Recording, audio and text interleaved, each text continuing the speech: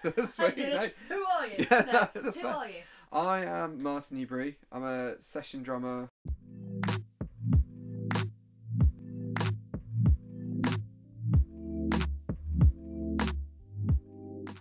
At the moment, I work for different artists, and both in studio and live situations. I also do a couple of theatre shows, like sort of not West End, but like touring theatre shows. So like a soul show, and I fill in on like an Adele tribute. Yeah, and some of the artists I work for, there's Martha St Arthur, Entity, William Poyer, Lauren Ray. I worked with Wayne Woodward, and Tessa Violet, just to like name a few guys. So guys and girls, I should say. Yeah, and that's kind of what I do.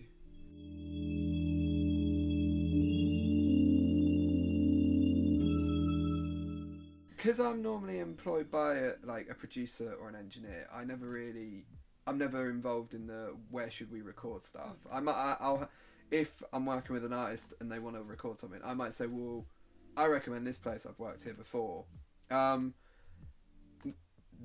usually it's because it's drums that I play and stuff, you need a decent sized room. So normally for me it's like, how does the room sound? Like, what kind of sound do you want to get from the drums? So there's a few studios where I've worked at and it's quite like low ceilings and you get like a really tight sounding drum sound. But if you want like a big boomy thing, then it's like, well, that's not going to work. You can add plugins, but why don't you try and get that sound using that kind of room? And then it also comes down to budget and stuff like that. But for me, it's lovely if where you're working is like, well, like here, it's just really nice and it looks nice and it doesn't smell of weird smells and stuff. But at the same time, it's not for me.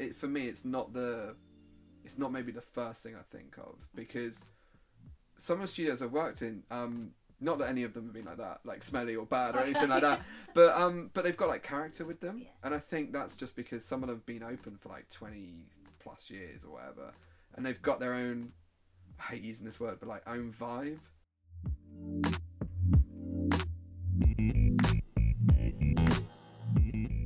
I actually went, oh, they've got drum heads.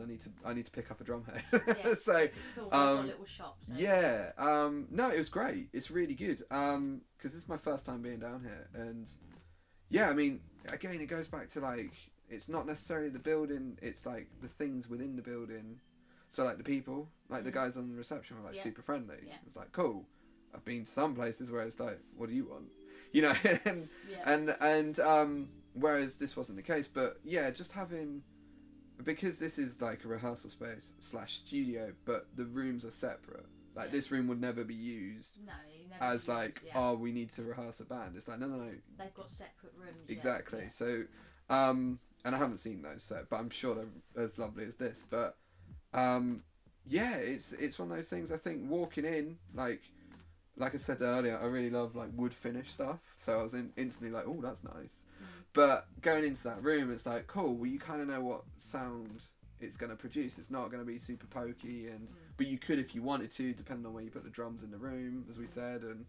And it's like a decent sized ceiling, so it's not going to be, you're not going to get like church hall kind of reverb, but it's not going to, like I say, it's not going to choke. It's not going to feel like it's choking anything out. It's not going to be dead, but it's got a little bit of life. Yeah, totally.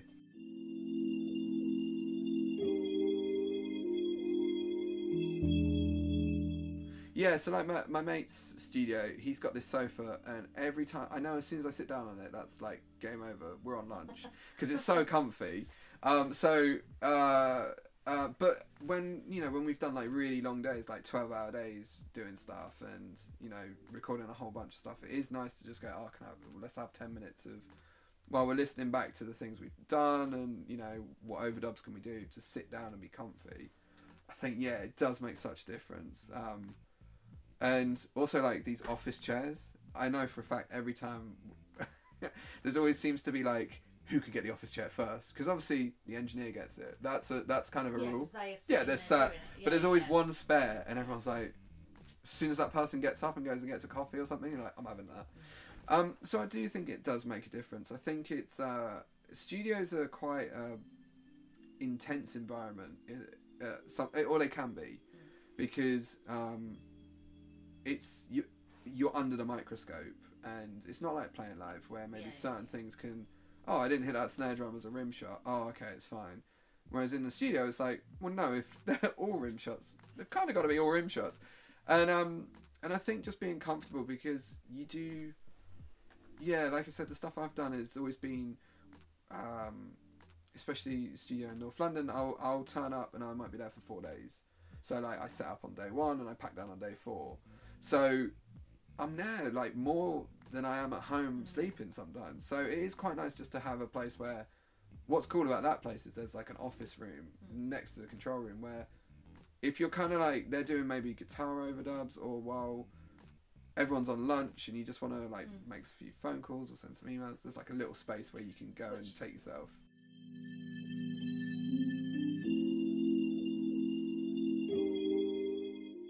I'd say it's not a deal breaker for me. Like I would never go, well, there's no lounge.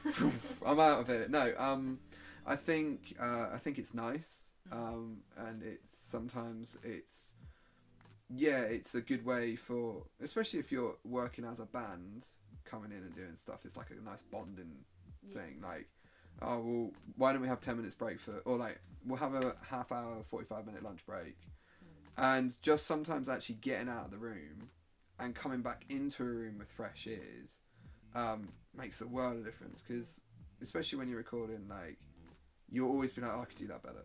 Oh, what about that? But actually, when you go out and come back in with fresh ears, most of the time you go, oh, that's not as bad as I thought it was. Or you might pick up on something which goes, we should probably redo that. Something's not quite right there. Like, but I think it's nice to have. I wouldn't say it's a deal breaker. I think what I've noticed with some acts that I've worked with is they love to have a chat, and which is totally fine. But when you're like trying to do, or the producer's trying to listen to something, or I'm trying, like for me selfishly, I come in and I want to hear like, oh, can we just hear that playback? Because I think it's there, but I just want to check this section, not sat behind the drums.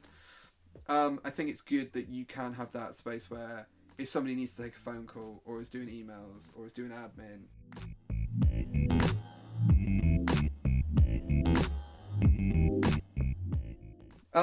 It's hard for me to say, because I kind of know how much, for instance, well, you can have a guess how much somewhere like this would have cost to build, right? Yeah. So it seems a bit unfair to be like, right, every studio needs to look like this. Yeah, if it sounds great, but you haven't got an outside area, you're worth nothing. Like, I think it depends. Like, if it's a home studio, no. Like, because it's your place. Why, unless you're inviting people in to... I think that's what it is. As soon as you start inviting people in to use your studio, or a studio, that's maybe when it changes, and it's like, it's got to look nice, because... you can't necessarily have like all the coffee cups that you've left there from the last 3 days while you've been tracking. Things have to be a little bit neater because people have paid for something. So yeah, I don't know. I mean, I don't think it does at all. It's one of those things where for me it's always been like, how does the end product sound? Does it sound good? Sweet. Like is it nice to play in there? Yeah, fine. Like, but I'm not always super worried about that. Like I said, some of the places I've played in are like, some people would call it a mess. Like, it's messy. But for me, it's like, well, it's got character. It's like, you can tell it's a studio which has been going for a long time, and it's like, some people have played in there, or and like, there's a history to it, which some people would see as like, oh, it's too messy and cluttered. I would want something more clean. Whereas for me, I'm like, well, it shows me that this studio is a good studio because it's been going for like 20 plus years maybe.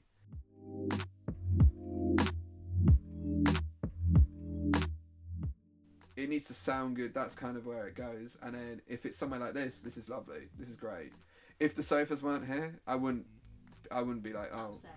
Yeah, well, because at the end of the day, it's not a deal breaker. Yeah, and I think it's, for me, I'm seeing it from from a slightly different angle, that I'm here to do a job. So when I would spend probably, if I'm recording, 80% of my time in that room.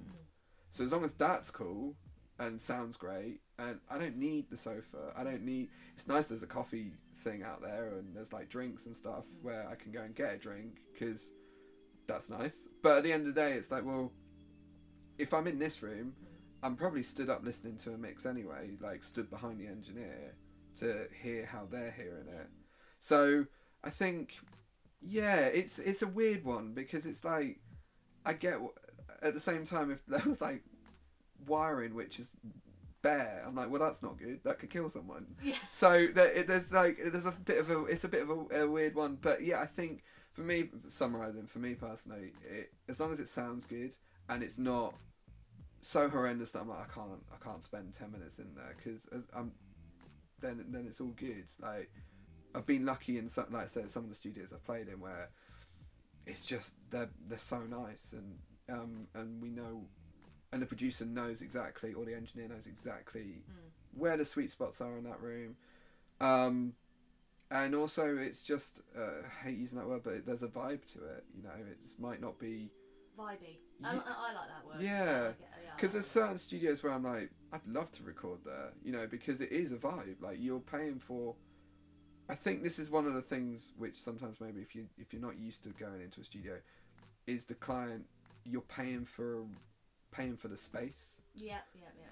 So yeah, like there was, like, you know, people record at Abbey Road because they know it's a good sounding room. And it's heritage. Yeah, and it's like, well, yeah. tick, I've recorded at Abbey Road. Yeah. But likewise, there's loads of little studios around London which are like, maybe it's not even a producer, but maybe like a guitarist owns it or another drummer, and they sound great, and it's so you don't have to have the shiny of a studio for it to sound good. And I think that's, for a musician, that might, for me personally, that's kind of my thing. But for a client who's coming in who doesn't know this world, if it looks a mess, they're probably not gonna go for it. So it's that fine balance of you want to entice people in with it being nice, but actually you want to keep them coming back because it's a good sounding room. I think that's probably a good way of putting it.